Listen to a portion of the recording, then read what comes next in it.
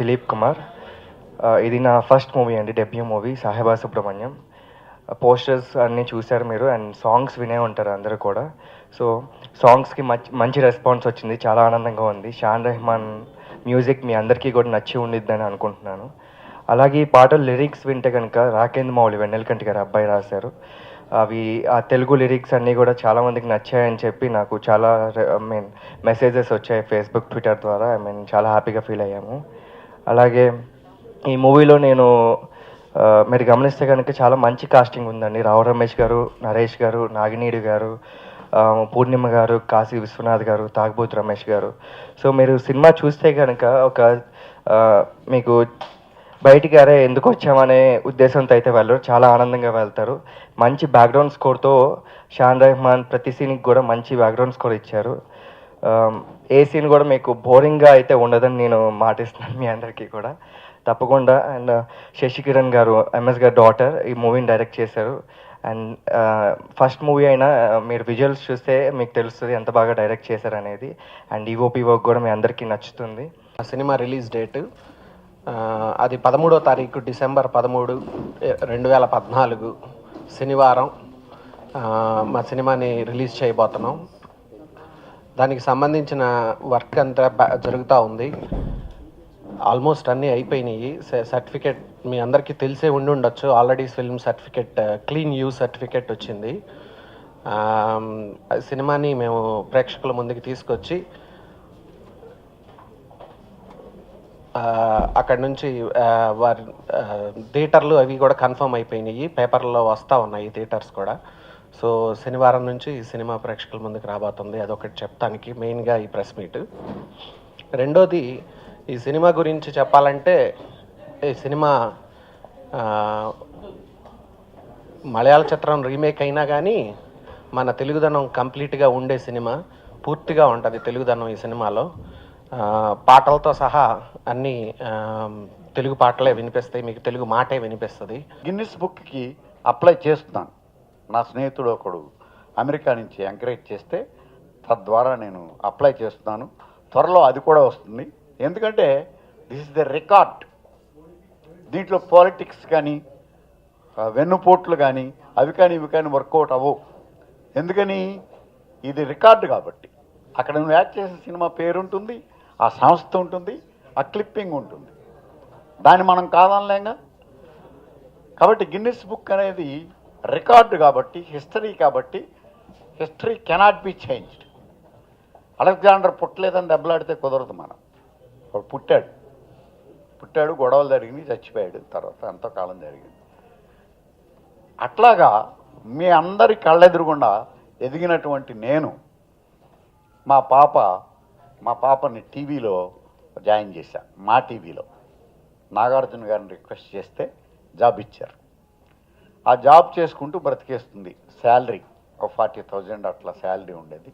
బ్రతికేస్తుంది. ఇంకా okay, settled అని అనుకున్నా. బట్ భగవంతుడు తను డైరెక్టర్ అవ్వాలని రాసిపెట్టాడు. అలా డైరెక్టర్ని చేయటానికి ఆయన్ని లండన్ నుంచి పంపించాడు. లండన్లో ఎక్కడో డాక్టర్గా చేసుకుంటున్నటువంటి నాగేశ్వరరావు గారు, నేను ఒక లేడీ డైరెక్టర్తో సినిమా తీయాలనుకుంటాను, అందుకు మీ అమ్మాయి గారిని సెలెక్ట్ చేసుకున్నామండి, మీరు చేయిస్తారా అని చెప్పేసి ఆ దిలీప్ను డాక్టర్ గారు రామోజీ ఫిల్మ్ సిటీలో అత్తారింటికి దారేది క్లైమాక్స్ షూటింగ్లో నా దగ్గరికి వచ్చారు. వస్తే నేను అన్నా, అదేంటండి మా అమ్మాయినే ఎందుకు సెలెక్ట్ చేసుకుంటున్నారు, నందిని రెడ్డి గారు అని ఉన్నారు, ఇంకా చాలామంది లేడీ డైరెక్టర్స్ ఉన్నారండి మన ఇండస్ట్రీలో, వారితో చేసుకోవచ్చు కదా అన్నారు.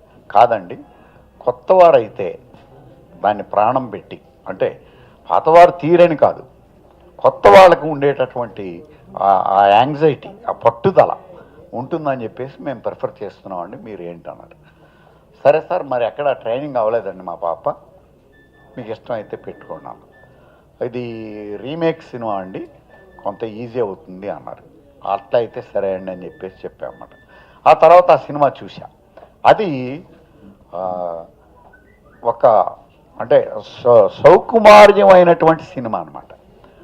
దాంట్లో బ్లాస్టింగ్స్, ఈ దెబ్బలాట్లు, ఫైట్లు, కొట్టేసుకోవటాలు, ఇవి సంఘటనలు ఉంటాయి కానీ దృశ్యాలు ఉండవు. ఆ కోపతాపాలు ఉంటాయి. మనుషుల్లో. బట్ ఆ దృశ్యజాలం లేదు దీంట్లో. ఇది అందరూ పిల్లా బిడ్డలతోటి ఫ్యామిలీస్ తోటి చక్కగా కూర్చొని చూసి a good feel good picture. అది చూసి నాకు ఆనందం వేసింది. ఓహో, మా పాపకి ఇలాంటి అవకాశం రావటం అదృష్టంగా భావించి నేను ఈ సినిమా చేయటానికి అంగీకరించానన్నమాట. అంగీకరించిన తర్వాత నాకు అనిపించింది నేనేమన్నా దీంట్లో కొన్ని సలహాలు ఇద్దాం అది ఇది అని. కొంచెం నాలో ఉన్నటువంటి డైరెక్టర్ అట్లా నిద్రలో ఇచ్చాడు. ఇంట్లో డైరెక్టర్ వచ్చేటప్పటికి బయట వాళ్ళు అలాగే వినరు అన్నమాట. ఎలాగా 2 సినిమాలు తీసావు, అయిమా బాక్స్ ఆఫీస్ దగ్గర బోల్తా కొట్టిని, నువ్వు మాకు సలహాలే వద్దులే అని చెప్పేసి అంటారు. అదొక ప్రమాదం కూడా నాకు. తర్వాత వేషాలు కూడా ఎవరు ఈ ప్రమాదాలన్నీ ఎందుకులే కొందించుకోవటం తనం తీని అని. పైగా అదేంటంటే యూత్ సినిమా. మనం ఎంత కాదనుకున్నా కొంచెం సీనియర్ ఆర్టిస్టులు సీనియర్స్ ఎంత కాదనుకున్నా వాళ్ళ జీవితంలో వర్కౌట్ అయినటువంటి ఆ ఏజ్తో కూడినటువంటి చిన్న చాదస్తం ఎక్కడో 1% మన బ్రెయిన్లో తెలియకుండానే ఉంటుంది దాక్కుని మనకి. అది నేను ఎన్నో పుస్తకాల్లో చదివాను, ఎంతోమందిని చూశాను. వృద్ధులైనా సరే అద్భుతమైనటువంటి ప్రేమని వాటిని పండించేటటువంటి వాళ్ళు కొందరు ఉన్నారు. ఒక మన్మోహన్ దేశాయ్, ఒక కె రాఘవేంద్రరావు గారు, ఇట్లాంటి కొంతమంది ప్రముఖులు ఉన్నారు వరల్డ్లో. అంత జాతకం మనకు లేదు, అంత వరుసలో జాయిన్ అయ్యే అంత విజ్ఞానం కానీ ఆ పట్టుదల కానీ మనకు లేదు. ఎందుకని అది మొట్టమొదటి నుంచి ఉండాలి. అసలు ఈ రంగానికి రావడమే నేను డైరెక్టర్ని అవ్వాలని వస్తే ఉండొచ్చు, చెప్పలేము. బట్ నేను రచయిత అవుదామని అనుకుని వచ్చా. రచయిత అవ్వలేదు, నటున్నయ్యా. ఆ నటున్నయ్యి డైరెక్టర్గా ఫస్ట్ ర్యాంక్ వచ్చేయాలనుకుంటే కుదరని పని అది. ఇవన్నీ ఆలోచించి తన దారిని తాను చేసుకొని తనకు బాధ్యత తెలిస్తేనే బాగా తీస్తుందని చెప్పేసి వదిలిపెట్టేశాను. ఆ తర్వాత తీసిన సినిమా చూశాను, చాలా బాగా తీసింది. నా కూతురు అని చెప్పడం కాదు, బాగోకపోతే తనతో కూడా డిస్కస్ చేస్తా. అమ్మా ఇది బాగాలేదు, అది బాగాలేదు, దాన్ని మార్చుకోవాలి, మార్చుకుంటే మనకి 10 మంది ఆదరణ లభిస్తుంది అని డిస్కస్ చేసుకునే సౌలభ్యం నాకు ఉంది కాబట్టి చేయొచ్చు అని చెప్పేసి వదిలేశాను. వదిలేసి సినిమా చూస్తే అంతకుముందు కొన్ని సినిమాలు తీసిన ఎక్స్పీరియన్స్డ్ డైరెక్టర్గానే ఆ సినిమా తీసింది. సో నేను సినిమా చేసేటప్పుడు నా పైన చాలా బాధ్యత ఉంటుంది. ఫస్ట్ ఆఫ్ ఆల్ నాగేశ్వరరావు గారికి సభాముఖంగా థ్యాంక్స్ చెప్తున్నాను. నాకంటూ ఒక గుర్తింపు ఇచ్చారు. అంటే జనరల్లీ ఒక పెద్ద ఆల్రెడీ పేరు తెచ్చుకున్న వాళ్ళ ఇంట్లో పుట్టిన వాళ్ళకి చాలా స్ట్రగుల్ ఉంటుంది. మాకంటూ ఒక ఐడెంటిటీ క్రియేట్ చేసుకోవడం చాలా కష్టమైన పని. Being a girl I'm always interested to do a film.